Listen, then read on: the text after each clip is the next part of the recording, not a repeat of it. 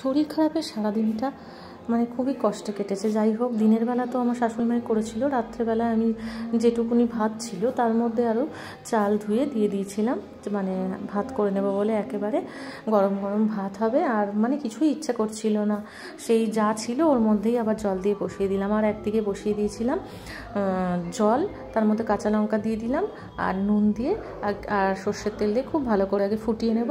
তারপরে মুসুর ডাল যেটা ধুয়ে রেখেছিলাম সেটার মধ্যে দিয়ে দেবো, দিয়ে ভালো করে সেদ্ধ হলে উপর দিয়ে কাঁচা পেঁয়াজ ছড়িয়ে দিয়ে দেবো। এতে তোমরা চাইলে কাঁচা টমেটোও দিতে পারো, আমার ইচ্ছা করছিল না, আর সেদিন যত তাড়াতাড়ি আর কি কাজ সারা যায় সেই হিসাবে করেছি। এই ফোটা ডালটা আমাদের খুব ভালো লাগে। আর তার সাথে আর কি করব, কিচ্ছু না, একদম কাঁচা লঙ্কা আর কাঁচা পেঁয়াজ কুচো করে নিয়েছি আর ডিম ভেজে নিয়েছি, ব্যাস।